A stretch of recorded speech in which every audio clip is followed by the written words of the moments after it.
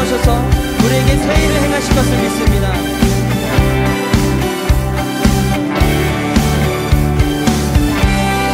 갈 길을 밝히 보이시니 주 앞에 빨리 나갑시다. 우리를 찾는 구주 예수 곧 오라 하시네. 다시 한번 갈 길을 밝히 보이시니 주 앞에 빨리 나갑시다.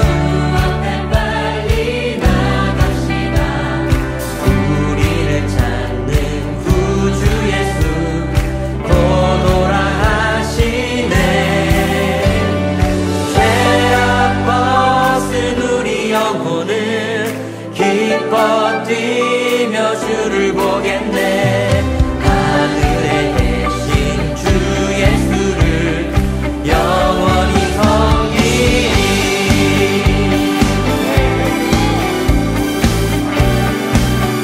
우리를 오라 하시는 말, 우리를 오라 하시는 말 기쁘게 듣고 순종하세. 말고 속속히 나가. 다시 한번 우리를 오라. 우리 다 같이 자리에서 일어나서 찬양하실까요? 기쁘게 듣고 순종하세. 구주를 믿기 지체 말고 속속히 나가세. 죄악 벗은 우리 영혼을 주를 보겠네. 하늘에 계신 주 예수를 영원히 섬기리. 죄악 벗은 우리 영혼은 기뻐 뛰며 주를 보겠네.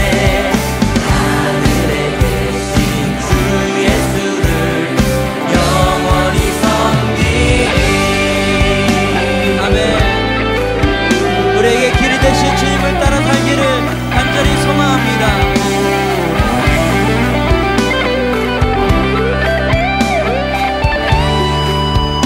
주 오늘 여기 계시오니, 주 오늘 여기 계시오니 다 와서 주의 말씀 듣세. 듣기도 하며 생각하니 참 진리시로다. 우리 영혼은 기뻐 뛰며 주를 보겠네. 하늘에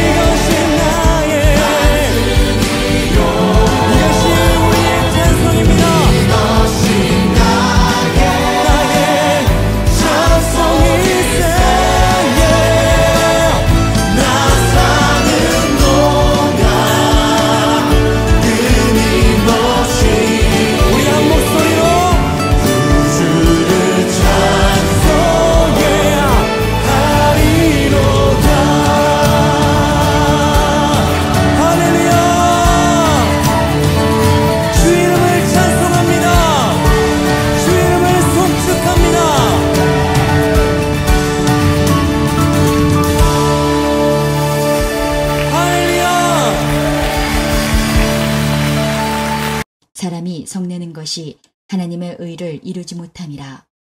그러므로 모든 더러운 것과 넘치는 악을 내버리고 너희 영혼을 능히 구원할 바 마음에 심어진 말씀을 온유함으로 받으라. 너희는 말씀을 행하는 자가 되고 듣기만 하여 자기를 속이는 자가 되지 말라. 누구든지 말씀을 듣고 행하지 아니하면 그는 거울로 자기의 생긴 얼굴을 보는 사람과 같아서 제 자신을 보고 가서 그 모습이 어떠했는지를 곧 잊어버리거니와 자유롭게 하는 온전한 율법을 들여다보고 있는 자는 듣고 잊어버리는 자가 아니요 실천하는 자니 이 사람은 그 행하는 일에 복을 받으리라. 누구든지 스스로 경건하다 생각하며 자기 혀를 제갈 물리지 아니하고 자기 마음을 속이면 이 사람의 경건은 헛것이라. 하나님 아버지 앞에서 정결하고 더러움이 없는 경건은 곧 고아와 과부를 그 환난 중에 돌보고 또 자기를 지켜 세속에 물들지 아니하는 그것이니라. 인생에서 가장 중요한 결산의 순간에 하나님께서 우리에게 무엇을 요구하시겠습니까? 아마도 사람들은 대부분 열매를 생각할 것입니다. 그런데 사람들은 열매를 오해하고 있는 것 같습니다. 열매를 단순히 어떤 행동의 결과 정도로 생각하는데 그것이 맞지만 전부는 아닙니다. 왜냐하면 열매는 단 한순간의 행동으로 맺혀지는 것이 아니기 때문입니다. 열매는 오랜 시간을 필요로 합니다. 봄에 씨앗을 심으면 가을이 되어야 합니다. 어제 심었는데 오늘 열매가 맺었다면 그것은 기쁜 게 아니라 이상한 일입니다. 금방 맺을 수 있는 열매의 가치와 오랜 시간을 필요로 하는 열매의 가치는 같지 않습니다. 그런데 사람들은 너무 쉽고 빠르게 열매 맺는 것을 기대하는 것 같습니다. 교회를 다니기 시작했다고, 그리스도인 되었다고 하루아침에 우리가 성숙할 수 없다는 것입니다. 성경이 구원을 이루라 말하는 것은 앞으로 거룩하게 변하기 위한 시간과 과정이 필요하다는 것을 말해줍니다. 또 새싹은 열매를 맺지 못합니다. 매년 가을마다 과실을 맺는 나무를 보면서 마치 1년에 한 번씩 열매를 맺는 것을 당연하게 생각합니다. 하지만 사과나무의 경우는 묘목을 심어 1년생 가지들이 자라고 그 가지에서 2년생 가지와 꽃눈이 형성되기를 기다려야 하고 3년이 되어야 꽃을 피우고 수정이 돼서 열매를 맺는 것입니다. 이런 자연의 섭리를 알고 있다면 사과나무를 심었으니 이번 가을에는 열매를 얻을 수 있구나 하고 생각하지 않는다는 것입니다. 성경은 방금 구원받은 성도들을 그리스도 안에서 갓난아기라고 말합니다. 어린아이에게 필요한 것은 어머니의 모유이지 열매가 아닙니다. 이 아이에게 절대로 그리스도의 장성한 불량의 열매를 기대할 수 없습니다. 문제는 이미 열매를 맺어야 했을 사람들, 교회를 다닌 지 수십 년이 되었는데도 열매가 없는 사람들이 많습니다. 아직도 기도하지 못하고 말씀과 헌신을 모르는 사람들입니다. 요즘 부모들에게 자녀의 키는 중요한 관심사입니다. 그래서 키높이 운동을 시키고 키높이 주사를 맞추고 키 크는 음식을 먹입니다. 그런데 신체적 성장에는 관심이 있지만 정서적인 성숙, 영적인 성화에는 관심이 없는 그리스도인들이 많습니다. 하나님은 모든 그리스도인들이 자라길 원하시고 열매를 기다리십니다.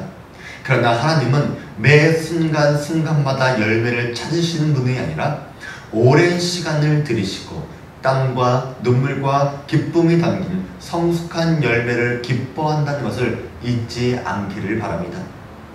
그래서 야고보가 쓰여진 것입니다. 야고보는 우리 그리스도인들이 성숙한 믿음을 갖기 원했습니다. 야고보서에 나오는 온전한 사람 이 말은 완벽한 사람 이 말이 아니라 성숙한 사람들이라는 뜻입니다. 그러면 야고보는 우리에게 어떻게 성숙하라 말하고 있습니까? 먼저 오늘의 본문에 있는 말씀을 보게 되면 야고보는 우리의 온유를 점검하라고 말하고 있습니다. 오늘 말씀을 보면 듣기는 속히 하고 말하기는 더디하고 섞는 것도 더디하라 말합니다. 이것을 잘하지 못하면 어떻게 됩니까? 하나님의 의를 이루지 못하는 것입니다. 여기서 사람의 성내는 것, 그리고 하나님의 의가 대비되고 있는 것입니다. 사람이 분노하는 것은 자연적인 감정입니다. 감정이 있다는 것은 살아있다는 증거이며 우리의 상태를 말해주는 것입니다. 예수님도 불의에 대해 화를 내셨습니다. 특히 하나님의 말씀을 왜곡하고 하나님의 영광을 자신들이 취하는 것을 볼 때에 생각 이상의 분을 내셨습니다. 그러나 어떤 분노는 죄를 짓고 마귀의 종로로 탈 수도 있다는 것입니다. 그러니까 우리가 주일날 보았던 하박국의 거룩한 분노는 하나님의 마음으로 돌아설 수 있는 분노라면, 가인의 살인은 분노가 죄를 범할 때 일어나는 끔찍한 결과인 것입니다. 그래서 성경은 우리가 어떻게 분노를 다스려야 한다고 말하고 있습니까? 하나님의 말씀을 온유하게 받아야 한다는 것입니다. 어린아이는 미성숙합니다. 그래서 이기적이고 지적이나 정서적, 신체적으로 발달하지 않았습니다. 어린아이의 현재의 모습으로 판단하면 어린아이는 존중받을 수 없습니다. 그러나 우리가 어린아이를 볼 때 현재의 모습으로 판단하는 게 아니라 그의 가능성과 미성숙함이 발달될 것을 기대하면서 바라봅니다. 이것을 희망이라고 말합니다. 그러니까 하나님의 의를 기대하는 사람들은 희망을 갖고 믿고 기다리는 것입니다. 물론 이 아이가 커서도 변하지 않으면 문제가 됩니다. 우리 주변에도 그런 사람들이 많지 않습니까? 나랑 맞지 않는 사람 때문에 괴로울 때가 많습니다. 싫어도 어쩔 수 없이 봐야 하는 관계도 있습니다. 직장 동료나 선후배, 거래처 사람들이나 가족일 수도 있습니다. 그런데 우리는 눈앞에 있는 현실을 그대로 판단해서는 안 됩니다. 언제나 현실을 보면 절망적입니다. 그리스도인들은 현실을 보는 사람들이 아니라 믿음으로 그 너머를 봐야 합니다. 성숙한 믿음은 다른 사람을 바라볼 때에 그 사람이 다른 삶을 살 가능성에 희망을 놓지 않는 것입니다. 어떻게 보면 매우 힘든 노력이지만 그것이 그리스도인들이 인생을 살아가는 방법입니다.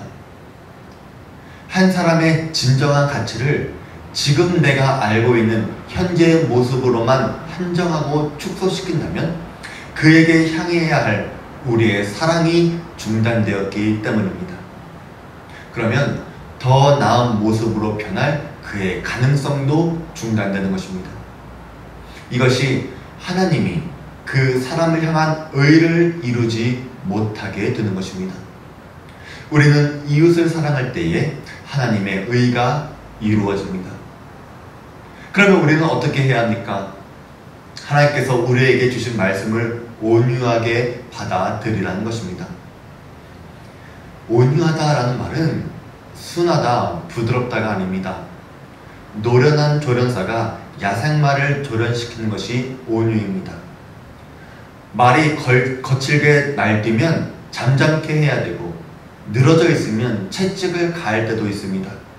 그렇게 해서 야생의 본성을 길들이고 주인의 말을 듣게 하는 것이 온유의 상태입니다. 우리를 괴롭게 만들고 분노하게 만드는 사람을 향해 우리의 성품과 우리의 말과 행동이 난폭하게 뛰쳐오를 때 우리는 쉽게 말하고 상처를 주고 분노의 감정을 쏟아붓지만 예수 그리스도의 말씀이 있는 온유의 사람은 그 순간에 하나님의 의를 믿으며 견디는 것입니다. 그런 것들이 이 세상을 아름답게 만드는 것입니다. 우리를 분노케 하는 사람들과 환경에 대해 하나님의 말씀으로 온유해질 수 있는 분들 되길 바랍니다. 온유의 열매를 그가 거둘 수 없다면 하나님은 온유의 열매를 우리의 삶에 거두게 하실 것입니다. 여러분의 가정도 온유한 가정 되길 바랍니다. 하나님의 다스림에 순종하는 가정이 되길 원합니다. 하나님의 말씀에 순종하는 가정 되기를 원합니다. 두 번째로 우리는 말씀을 실천하는 삶을 살아야 합니다. 하나님의 말씀의 거울이 우리에게 비춰지면 우리의 모습이 드러납니다. 우리의 죄악이 드러나고 우리의 눈물과 애씀이 드러나기도 합니다. 우리의 어려운 환경과 잊고 있었던 소중한 것이 보여집니다. 그리고 성경은 말씀에 비춘 우리를 하나님께로 이끌어줍니다. 그런데 사람들은 그러한 자신의 모습을 보고도 곧잘 잊어버립니다. 말씀을 잊어버리기 때문입니다. 한 신학자는 말씀과 나의 거리가 바로 하나님과 나의 거리다 라고 말했습니다. 사도 요한은 요한계시록을 기록하면서 말세 시대를 살아갈 성도들에게 진정한 축복의 삶을 이렇게 말합니다. 이 예언의 말씀을 읽는 자와 듣는 자와 지키는 자들에게 복이 있나니 때가 가까움이라.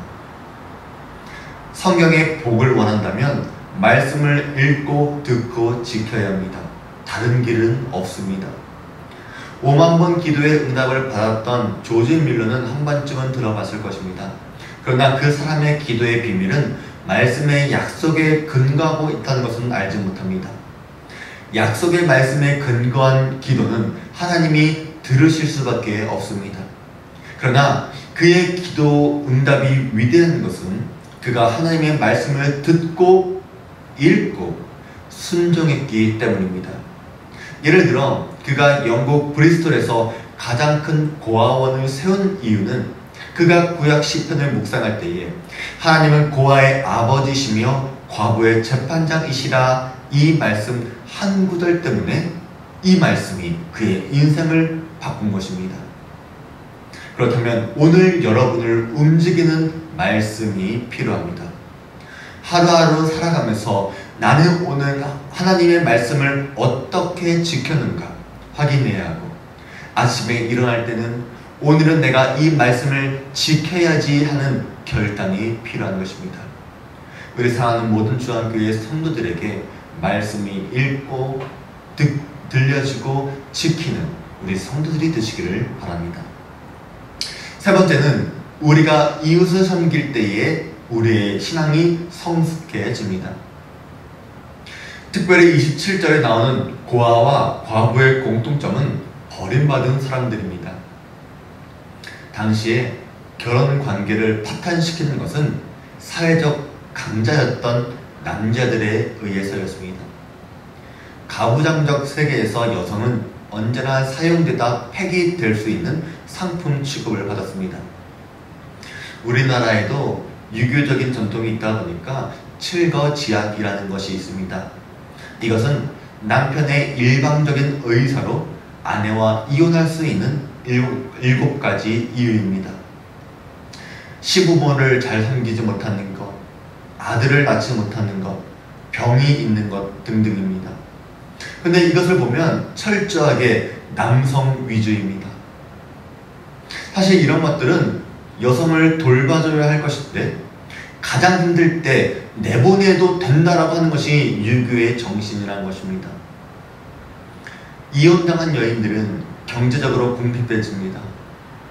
가련한 처지에 자신을 지킬 능력을 상실합니다. 그래서 성경에서 고아와 과부와 나그네는 언제나 약자입니다. 이들은 언제나 쓰라림을 경험하고 착취 대상이 됩니다. 그래서 하나님은 이들을 위해 하나님의 사람들을 보내십니다. 그래서 하나님이 원하시는 경건은 성장이 아니라 성화입니다. 삶 속에서 하나님의 거룩함을 드러내는 삶, 그것이 하나님께서 우리에게 원하시는 경건의 모습입니다. 그런데 오늘 말씀을 보면 하나님의 거룩을 드러내지 않은 사람들이 나옵니다. 26절에 스스로 경건하다라고 말하는 사람들이 있다는 것입니다. 뉴스나 유튜브를 보게 되면 화가 나고 답답할 때가 너무나 많습니다. 모두가 다 스스로 경건하다라고 말하며 자기 혀를 제갈 물리지 않습니다.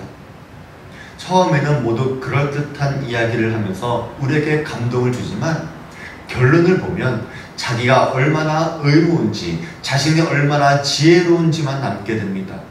듣고 나면 그렇지 않은 우리가 참 찜찜한 기분만 남게 되는 것입니다. 팀 켈러 목사님은 이런 말씀을 하셨습니다. 종교인들은 하나님을 참 유익한 존재로 보지만 크리스찬은 하나님을 참 아름다운 존재로 본다. 어떻습니까? 우리 성도들에게 하나님은 아름다운 분이십니까? 유익한 분이십니까?